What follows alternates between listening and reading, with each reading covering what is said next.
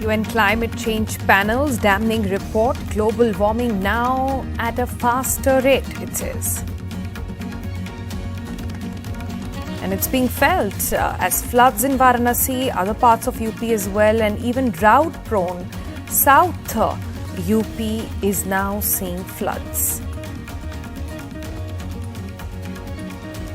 In Parliament, Defence Ministry finally responds to any transaction with Pegasus, says none at all so far. But the other ministries say nothing on this matter. Opposition, after days of disruption, finally gets together to pass the quota bill. Sonia Gandhi makes an appearance, but protests continue right after the passage of the bill. Delhi police case for violent anti-Muslim slogans picks up. The organisers had been identified clearly in the video, but they are not named in the FIR. Raids being carried out. And India's Olympic heroes return to a grand welcome. Crowds and cakes and motorcades, all for our Olympic heroes.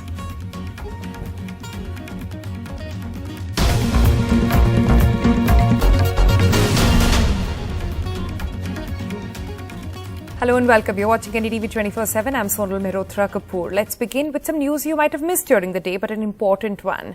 Now, using the occasion of his birthday celebration, Kapil Sibal today hosted a dinner at his 8 Teen Murti Lane residence for a galaxy of opposition leaders.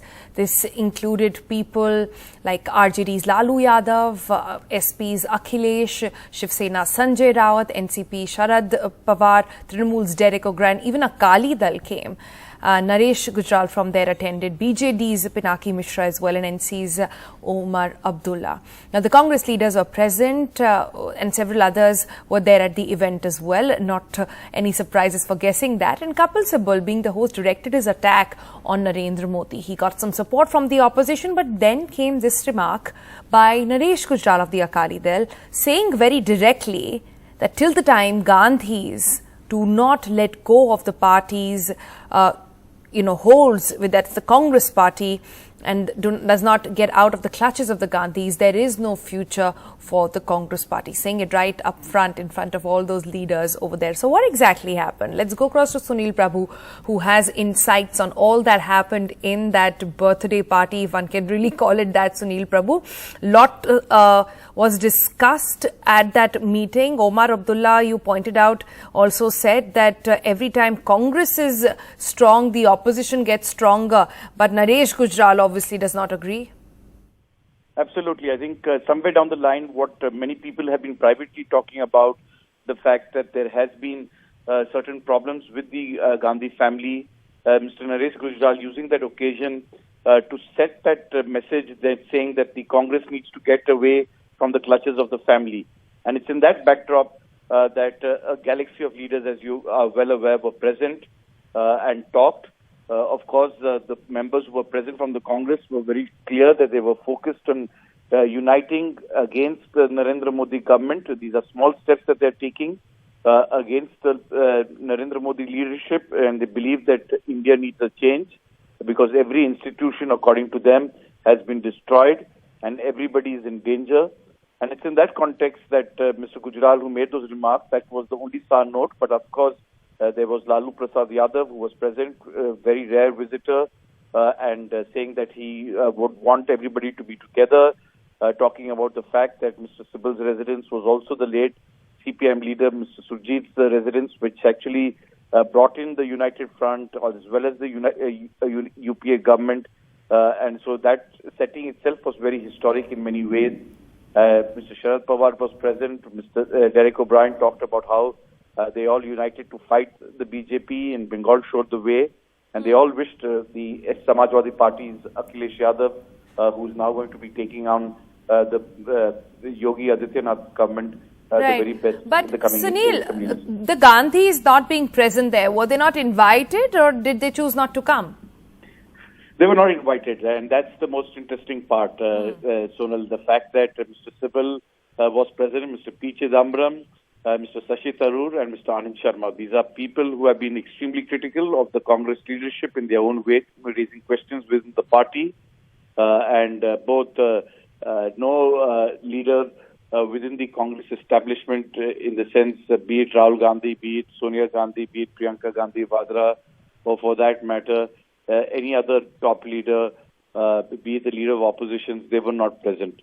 So their absence it definitely sets many people, looking at what exactly was attempted to do so. But of course, Mr. Sibal says that this was a birthday party that had been called for and a birthday celebration. So we'll have to wait and see how things pan out. But definitely the murmurs of the Congress meeting get rid of the clutches of the family will definitely reverberate for some time.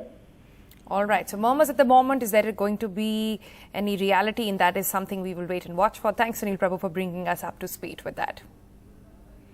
The other big story that should really concern one and all, United Nations Intergovernmental Panel on Climate Change has released a fresh report, an assessment report today that has sounded code red for humanity. What is code red? Well, these are changes in Earth's climate in every region across the globe and the climate system. It has continued, the report talks about increase in the rise in sea levels, something that is irreversible over hundreds of years and thousands of years as well, as some say. But what can be done at this point and what should be done? What should be the approach of not just India but the world? Watch this report for more.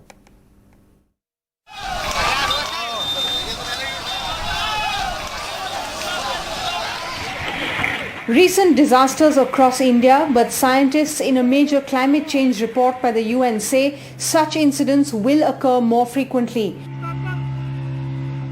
More heat waves, more droughts, melting glaciers, intense one-day rainfall, coastal flooding, more cyclones. The frequency and intensity of such disasters are not natural but human-made. We'll see more compound events from sea level rise, so flooding. Even if we stop emitting right now or stop global warming at 1.5 degrees, we will see further retreat of glaciers, including in the Himalayas. Why is this happening? The reason for such rapid climate change is human activity. It is producing massive amounts of heat-absorbing greenhouse gases or GHGs released by burning fossil fuels like coal and petroleum products, deforestation and agriculture. These greenhouse gases trap heat and warm the climate. And unprecedented for the IPCC. The report by the IPCC, or Intergovernmental Panel on Climate Change, of which India is one of the 195 member nations, says global warming will exceed 1.5 degrees Celsius in the next 20 years. It is currently about 1.1 degrees, and the landmark 2015 Paris Climate Agreement had identified 1.5 degrees as the goal to limit warming. Globally, 1 in 10-year hot extreme events will occur 5 times more frequently at 2 degrees Celsius. At 4 degrees, these 1 in 10 events will likely happen 9.4 times in a 10-year period, nearly once a year on average. Ahead of the Glasgow Climate Conference later this year, the report is a key tool to get governments to step up their pledges to cut emissions, just like the last assessment report did for the Paris Conference. But as of now, several big countries have announced net zero targets by around 2050-2060, but India has pushed back on global pressure to do so. India says developed nations don't consider the rights of developing countries to economic growth. India wants the G20 countries to reduce per capita emissions. India is the third largest polluter but has one of the lowest per capita emissions, especially among large economies. So far, almost all pledges by governments fall short of the Paris Conference's target to keep warming ideally to 1.5 degrees. Now they are being called upon to make even more immediate, rapid and large-scale reductions in emissions. Yeah, this is a very, very good point. However, one of the report's authors says India should focus on alternative strategies, not a net zero. India is supposed to reduce the emission intensity. On the net emissions, we are not asked to reduce immediately. But we improve our system so that we, per dollar of income, we emit less emissions. If you do waste management better, if you do like a vehicular management better, if you improve the thermal power plant, for thermal power plant also have the efficiency issue, right? You can improve the efficiency of thermal power plant. This report has rung a lot of alarm bells, and that is why climate conferences, which usually see more blame games than action, are expected to deal with the crisis better this time. 195 IPCC member countries are going to decide the fate of 7 billion people and also of our future generations. In New Delhi with Chetan Bhattacharjee and camera person Rakesh Singh, this is Sukirti Dwivedi for NDTV. And these are not just projections, this is actually being witnessed on the ground now. Take India, for example, and UP specifically. Over 350 villages and some prominent cities across 21 districts of Uttar Pradesh have seen flooding due to heavy rainfall. Hamirpur, Jalaun districts in the Bundelkhand region that's closer to the Madhya Pradesh border have been worst impacted. Even Prime Minister's constituency, Varanasi, completely inundated around the Ganga Ghats. And what's worse is that the drought-prone areas of South Uttar Pradesh are also witnessing floods.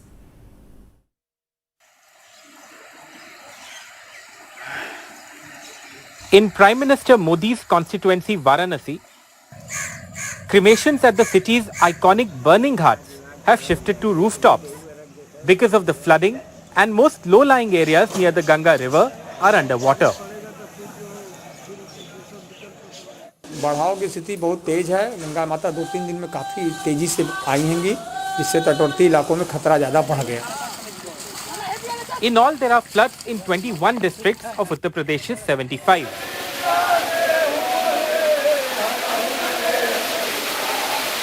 .357 villages have been flooded, and low-lying areas in cities like Prayagraj and Varanasi are affected too. The UP government says no one has died so far. Districts like Chitrakoot and Auraiya have seen 300% plus excess rainfall in the last week, while Etawah, Jhansi, Hamirpur and Jalon have had 200% plus excess rainfall. The worst affected districts are Hamirpur and Jalon in South UP. They have over a third of the state's flooded villages. The Yamuna is in spate after 3 years in an otherwise parched region.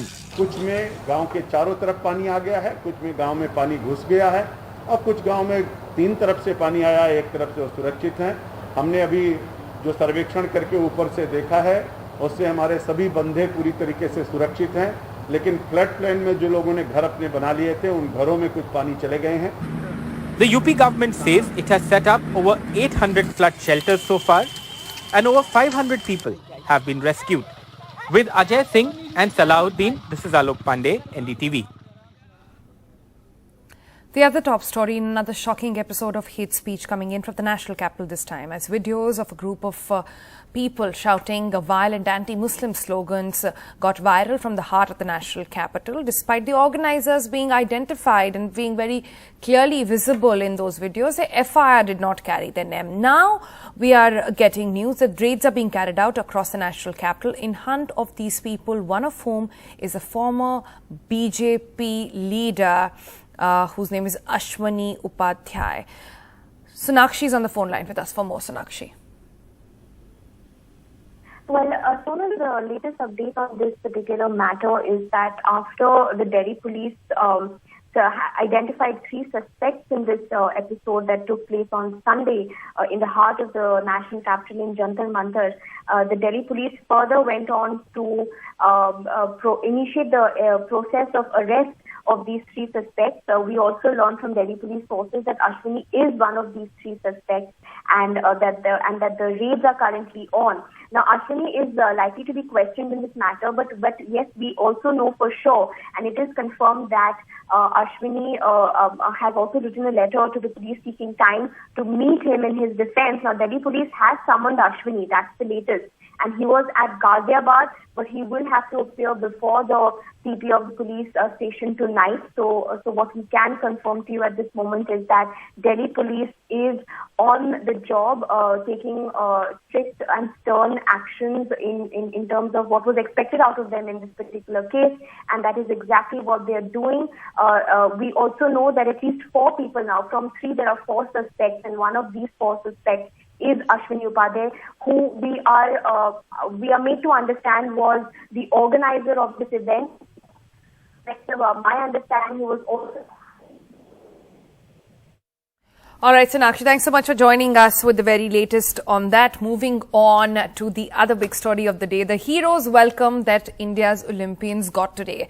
There were crowd and absolute madness, a party of sorts that happened at the airport and then all the way to the hotel where finally the press conference took place. There was facilitation done by the Indian Sports Ministry as well. Take a look at all the drums, dancing and band, baja and the almost barat that happened then.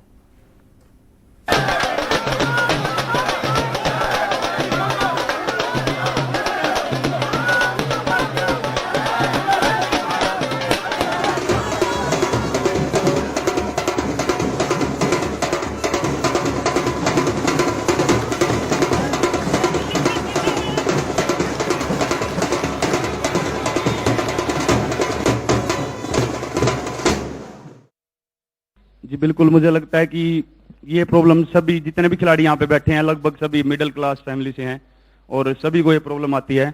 लेकिन मैं बोलता हूँ कि उनकी family का सबसे बड़ा हाथ होता है कि वो पैसे से चाहे उनको सपोर्ट नहीं कर सकते, लेकिन वो जब ये बोलते हैं ना कि तुम बस खेलो, कोई बात नहीं, रिजल्ट देखा जाएगा, तो वो बहुत जरूरी होता है। और मुझे लगता है कि वो जो एक स्ट्रगल होता है और वो जो कमी होती है पैसों की भी या स्टेडियम की, वो कहीं ना कहीं एक एथलीट में आग पैदा करती है कि हाँ हमारे पास इस चीज की कमी है और हमें मेहनत करके इसको पूरा करना है। से हमारे खिलाड़ियों के मन में भूख है और मेडल जीतने की, उनमें जीत के लिए एक ललक है और मुझे लगता है ये एक नई उम्मीद जगाई है उन्होंने भारत के युवाओं में और इसको और बढ़ाना होगा और आगे लेकर जाना होगा। और आज के खिलाड़ियों से भविष्य के खिलाड़ियों को बहुत कुछ सीखने को मेरा काम सुविधाएं उपलब्ध करवाना है, खिलाड़ियों को ट्रेनिंग करवाना है, इंफ्रास्ट्रक्चर खड़ा करना है और खिलाड़ियों को कोई मुश्किल ना आए, इसके लिए कार्यक्रम नीतियां बनाना है, उसको लागू करना है। और हमारे खिलाड़ियों ने शानदार प्रदर्शन करके देश को मेडल दिलाए। All right, with that short break, we'll be back in a moment.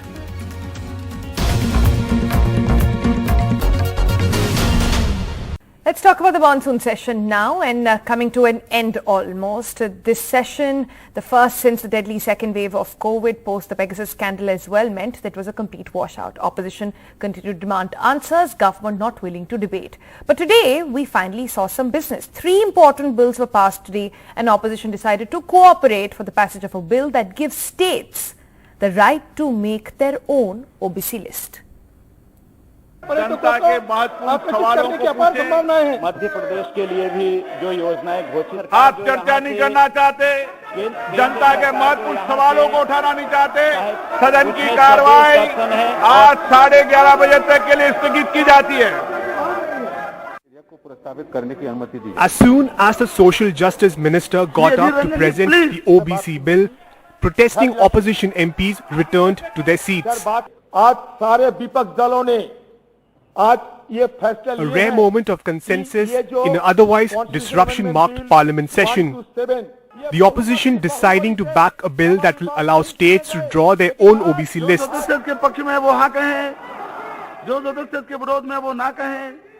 विरोध पार्टी के जितने भी नेता हैं और मेंबर्स ऑफ पार्लियामेंट इस बिल का हम समर्थन करेंगे। अच्छा के लिए रात देने से But for the rest of the time, the protests continued as the opposition accused the government of passing bills without debate. The lower and upper house passed 3 and 2 bills respectively. The government continued to resist a debate on Pegasus. In a written answer to a question raised by MP Dr. Sivadasan, Ministry of Defence stated that it has not had any transactions with NSO Technologies which developed Pegasus. With the important constitutional amendment bill on OBC listed for passing in Lok Sabha on Tuesday, BJP has issued whips to all its MPs to be present in the House. With camera person Pujaria, this is Arvind Gunasekar for NDTV. Moving on, portfolio allotment is a delicate exercise for any chief minister, leave alone the newly sworn in one. And Karnataka's Mr. Banerjee has not been able to keep all his cabinet colleagues happy. Maya Sharma tells you why.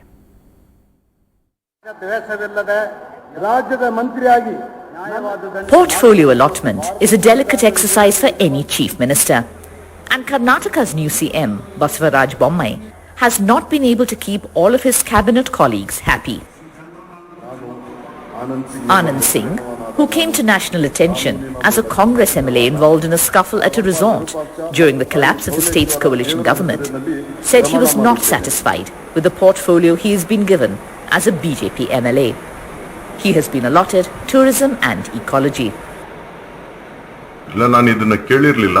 ಆದರೆ ನಾನು ಬಹಿರಂಗವಾಗಿ ನಾನು ಪಕ್ಷದಲ್ಲಿ ಏನು ನಾನು ಮನವಿ ಮಾಡಿಕೊಂಡಿದ್ದೆ, ಆ ಮನವಿಯನ್ನ ಪರಿಗಣಿಸಿಲ್ಲ ಅನ್ನೋದನ್ನ ನಾನು ವ್ಯಕ್ತಪಡಿಸಬಹುದು ವಿನಃ ಅದರ ಬಗ್ಗೆ ನಾನು ಯಾವುದೇ ಒಂದು ಟೀಕೆ ಟಿಪ್ಪಣಿ ಮಾಡೋಕೆ ನಾನು ಸಿದ್ಧನಿಲ್ಲ. ನಾನು ಮುಖ್ಯಮಂತ್ರಿ ಅವರಿಗೆ ನಾನು ಭೇಟಿಯಾಗಿ ಮತ್ತೊಮ್ಮೆ ನಾನು ಮನವಿ ಮಾಡಿಕೊಳ್ಳುವಂತ ಯೋಚನೆ ಮಾಡ್ತಾ ಇದ್ದೀನಿ. MTB Nagaraj, another man who switched loyalties from the Congress to the BJP and helped bring down the coalition, is also reportedly unhappy with his being put in charge of municipal administration and sugarcane. ಚರ್ಚೆ ಮಾಡಿದ್ದೀನಿ, ಅವರು ತಮ್ಮ ಭಾವನೆಗಳನ್ನು ಹೇಳಿದ್ದಾರೆ. ನಾನು ಅವ್ರಿಗೆ ಹೇಳಿದ್ದೇನೆ, ನಿಮ್ಮ ಭಾವನೆಗಳು ಅರ್ಥ ಆಗ್ತದೆ, ನಿಮ್ಮ ಗೌರವ ಉಳಿಸೋದಕ್ಕೆ ಏನೆಲ್ಲ ಮಾಡಬೇಕು ಅನ್ನೋದನ್ನು ನಾವು ಪ್ರಯತ್ನ ಮಾಡ್ತೀವಿ ಅಂತ. Many of the more influential ministers have kept the same portfolios they held under Bommai's predecessor, B.S. Yediyurappa. The murmurings do not seem likely to cause much more than some embarrassment as of now, but they are among the first political challenges being faced by new Chief Minister Basavaraj Bommai. With Govind Murthy, Maya Sharma in Bengaluru for NDTV. And finally, Chief Minister Mamata Banerjee today performed with the tribal community. The video has now gone viral of Mamata Banerjee not just playing those drums but actually dancing to those tunes as well.